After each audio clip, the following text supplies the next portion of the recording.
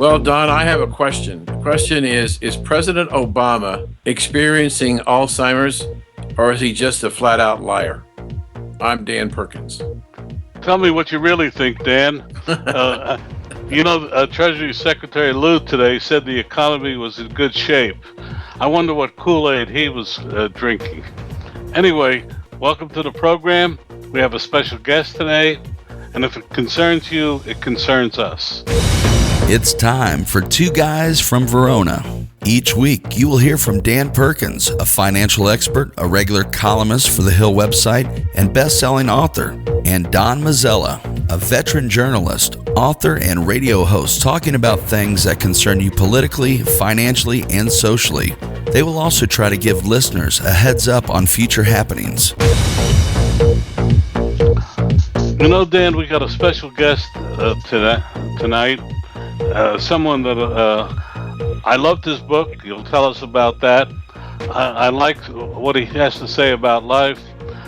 In another age, his would be a true Horatio Alger story, but in this age, no one seems to know what who that was or what those stories meant.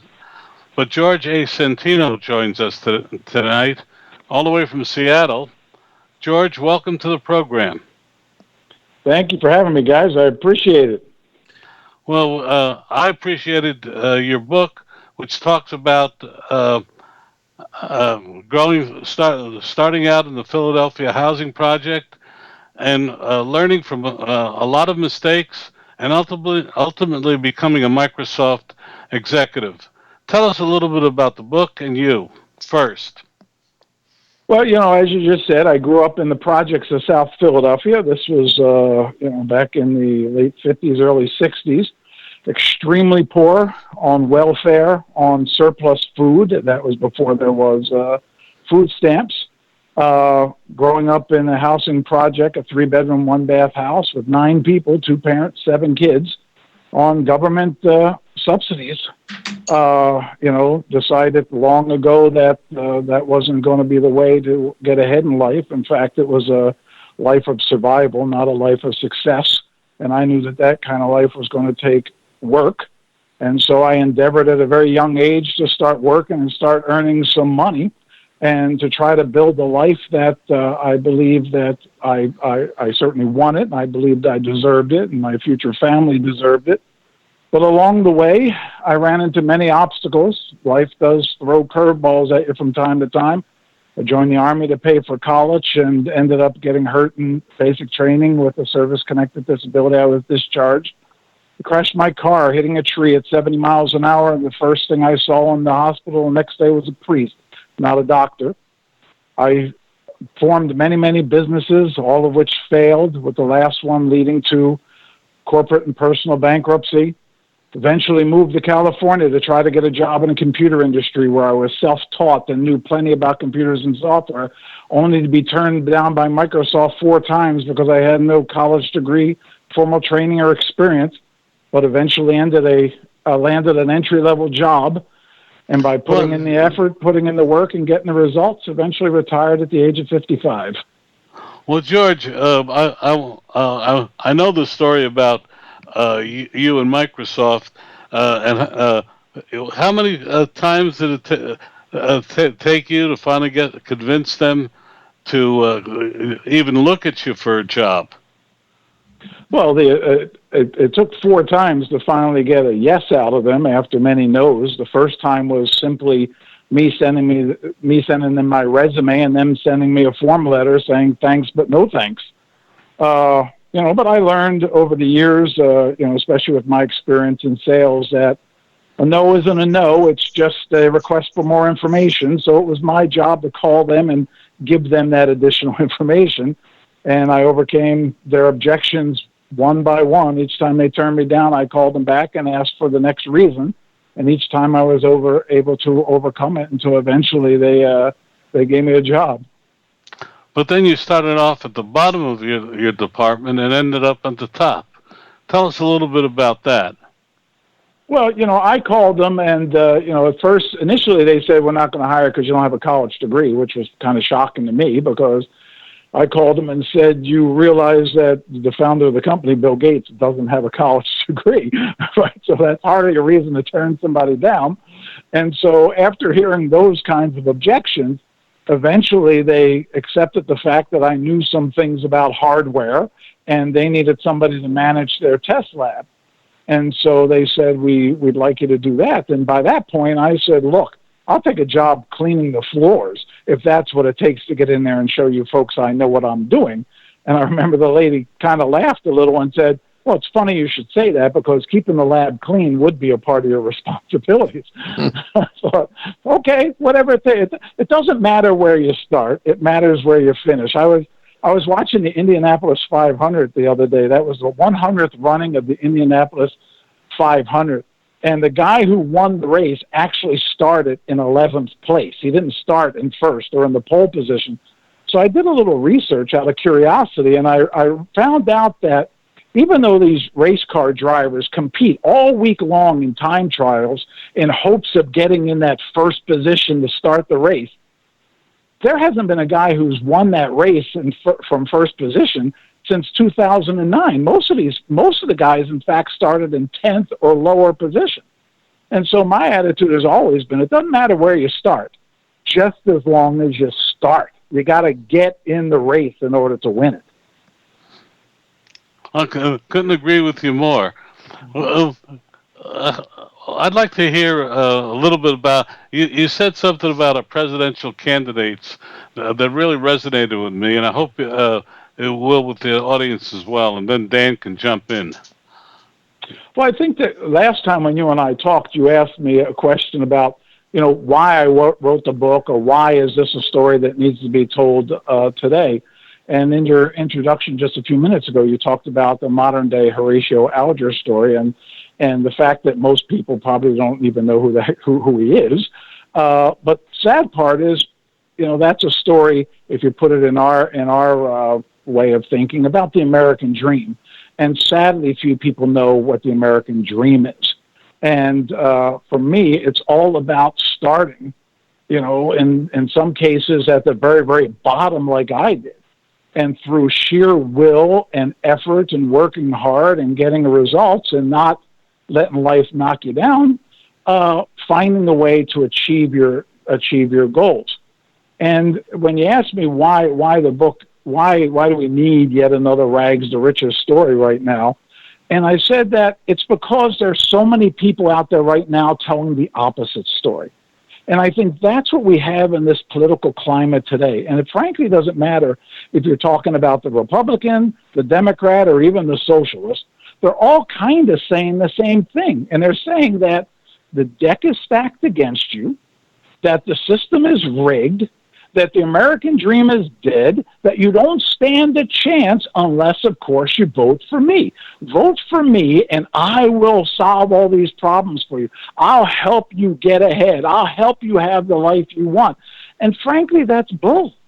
We've had a Democrat running things for almost 8 years, and before that, we had a Republican running things for 8 years, and before that, a Democrat, and before that, a Republican. They seem to alternate. And each one, when they run for election, is telling us how bad things were made by the last guy and how they're going to fix it. But yet we have high unemployment. Forget about the official statistics. We have extremely high unemployment right now. We have more people on food stamps today than we've ever had in the history of our nation. We have the highest debt than we've ever had in the history of our nation. Which politician is going to come in there and not just fix those issues, but fix the issues for ourselves, or going to help us to have more in life? And frankly, the answer is none of them.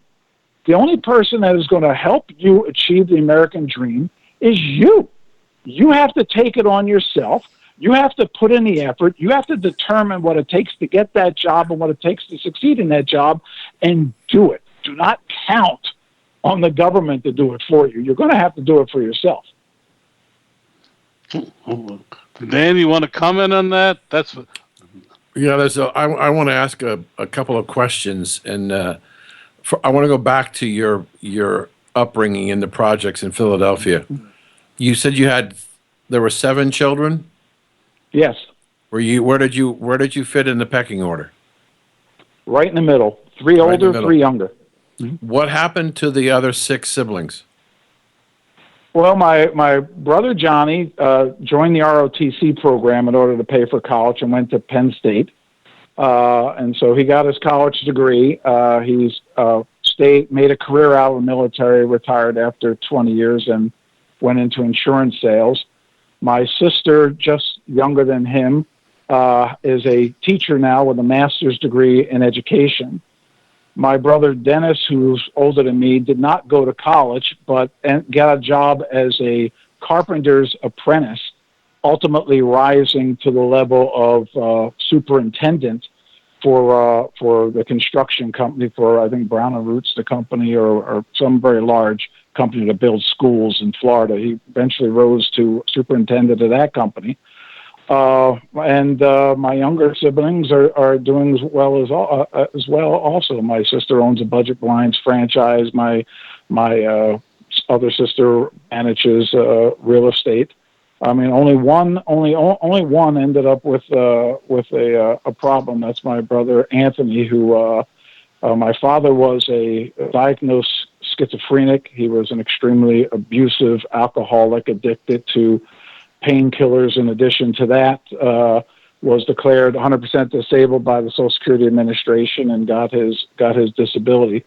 My brother Anthony sadly has the same affliction. He's also been diagnosed with schizophrenia and has to see a psychiatrist and take medicine for the rest of his life. But he's on his own. He's in his own house that I bought for him, and he's being taken care of. But he didn't go off and have the success the rest of us had. But that was because of a disability more than anything else. All right. It's remarkable, your story about the achievement of your whole family, your brothers and sisters, and the fact that your brother, who has the father's disease, is still functioning in his own home is a testament to him. You have an incredibly driven, productive family that you I'm sure you're just very, very proud of. So I congratulate you and your family for doing a wonderful job of seizing the opportunity. But I'm compelled to ask you a question about a statement made by our current president when he said, "You didn't build that. Your brothers and sisters didn't build those careers. The government did that for them." What do you say to that?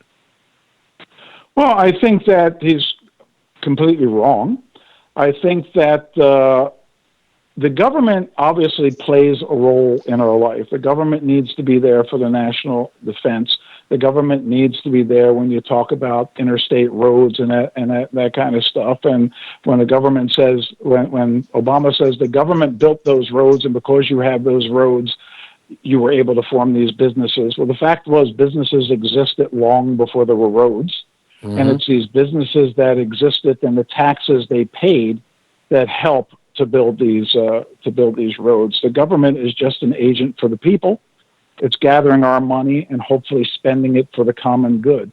Sadly, there's so much waste and fraud. Sadly, there's so many confused priorities that it doesn't always work out all that way. Now, I think the government has a role, and the government played a role in my life. We were on welfare. We were on surplus food. At a time where my parents weren't working, or at a time where my parents had issues that, were going to affect their children, it was great to have that hand up. It was great to have that opportunity to acquire skills to get us off of the government dependency. And I think what's changed, if you go way back to President Kennedy, during one of Kennedy's State of the Union speeches, he talked about a new welfare system that got away from long-term dependency, that actually talked about retraining as opposed to government handouts. And that was a liberal Democrat saying those things. And we've gotten away from those things. Even Clinton talked about workfare instead of welfare. Right. And talked about programs where, yes, sometimes things are going to happen that are beyond your control, Entire industries are going to disappear. Wouldn't it be great that when you went and got your unemployment insurance, you also got retrained? You also acquired other skills that allowed you to become self-sufficient. And so the Clinton administration at that time talked about, you're not going to be on welfare for more than 2 years. At the end of 2 years, you're going to have a job. Unless, of course, there's some true physical disability, some true issues where you just can't sustain, you just can't do this on your own, then it's great to have a compassionate government that's going to help there. But frankly, the number of people I see getting these kinds of government subsidies could work. I mean, there are people standing on the side of the road holding signs for 8 hours a day saying, please help me. I can't stand up for 8 hours a day with my back. I couldn't even do that. Right? So, I mean, if you could stand up for 8 hours a day, there may be some kind of job you can get out there. So I'm not trying to be cold and heartless. I'm truly, to use the old cliche, and it truly is a cliche, I'm all about teaching people to fish, not handing them the fish. Well, George, we've got just a moment or two left, and I want to ask you one more question. There's a generation in our society today called the millennials, and the take, as I have read about their attitudes, they think they're entitled and they don't really have to contribute. They expect to be given things because we have a country that has provided so much. And so those young people who gravitated toward Bernie Sanders, that they're going to pay off their debt for free, they're going to send people to college for free, the government's going to do more and more and more. In the face of that kind of overreaching, imposing government on the desire to want to succeed, how does one rekindle that in a new generation? I think it's a question of education. Sadly, in our schools today, kids aren't getting education relative to how you manage your life. You can take all these classes, but if no one's teaching anybody how to get out there and succeed in life. And that's why you have to write books like I wrote to hopefully get out there and start to talk to people. And I want to get out there and start talking to high school students. I want to get out there and talk at the YMCA and the Boys and Girls Club and start to talk to people about what they're giving up. When you say the government is going to pay that for me, it's like communist Russia. Everybody can have a pair of shoes. Everybody's going to get free shoes. Well, yeah, all the shoes are black and they're all size 9.5. Of course, you can't meet everybody's needs when you're trying to meet everybody's needs. And right. So I think it's a question of education to say, what do you think that's really going to cost? Where's that money going to come from? And is that really going to create a life where you can truly have all you want in life? And that doesn't mean everybody's got to go off and try to get rich. Not everybody has that desire. But you should at least have the freedom to make those decisions. If you want to own 2 houses, you can own 2 houses. You only want one, own one. You want an apartment, get an apartment. But this idea of these people went out, worked hard, became very, very successful. They have more than they need, and therefore I'm going to give it to you. Why would I continue to work hard if you're going to take away my money? Why would anybody pull the wagon if everybody's allowed to ride on the back? And pretty soon, nobody's pulling. Don, we got about a minute. No, I was just going to say, George, tell us about your book, where people can get it, and thank you for being with us. Well, I appreciate you guys having me on. It's a very interesting discussion that could go on for many, many, many hours. My book is Get Back Up, From the Streets to Microsoft Suites. It's available on Amazon and Barnes & Noble and local bookstores. People can find out more about me at georgeasantino.com. Please read the book. Send me a comment on my website. I'm sure not everybody's going to agree, but I'm happy to have a conversation. Well, George, thank you for joining us on Two Guys from Verona. We'll be right back after these messages. You're listening to Two Guys from Verona with Dan Perkins and Don Mazzella. They'll be right back after a word from their sponsors. Welcome back. You're listening to Two Guys from Verona. Once again, here's your hosts, Dan Perkins and Don Mazzella. Well, Don, in my opening, I asked the question, is President Obama suffering from Alzheimer's or is he a liar? Last week, we had a situation where there was a conflict between President Obama and Donald Trump on Trump's desire to want to restrict immigration. And he originally said he didn't want to have no Muslims, period. And he was criticized as being anti religion. So he changed his position earlier in the week, just after the massacre in Orlando, and said, I want to restrict immigration to those countries that have terrorist activities or terrorist organizations. And Obama came out and went after Trump on Friday, basically saying that we don't do those kinds of things in the United States. It is not who we are or what we are. Well, the reason why I asked the question as to whether or not Mr. Obama has Alzheimer's or is he lying to us, I have an article right here in front of me, which I think we're trying to put up on the website for people to go look at. And in that article, this says the following, and I'll just do a highlight for you. On July 25th, 2011, President Obama barred those under UN travel bans and who broke 29 consecutive executive orders covering transitions of terrorists. So that's where he stopped it. Then on August the 4th, he banned anybody coming into the United States who committed war crimes or just about any other crime, including human rights violations. April 23rd, 2012, barred those from Syria or Iran involved in human rights abuse from those governments. May the 1st, 2012, another block on those helping Iran and Syria.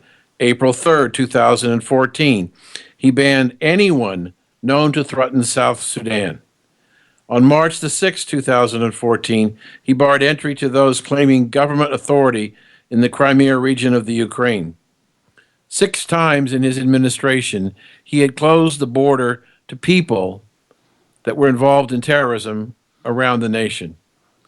And he calls Mr. Trump not being very American because Mr. Trump is basically saying, hey, wait a minute, if we don't know who these people are, why are we letting them in? If we have no papers and we have no way to gain any information about who they are, then why are we letting them in? Until we can come up with a better vetting program, let's not let them in, period. So the president basically lied to the American people. Don? Well, for one thing, President Obama and Hillary Clinton haven't really fixed on the fact that closing our borders to terrorists is something American people kind of would like to have happen. They may be divided on how it should be done, but they all agree it should be done. And that's what's important. And that's what Donald Trump is appealing to. My understanding is from his camp is that he'll over the next 6 weeks have a more nuanced approach to that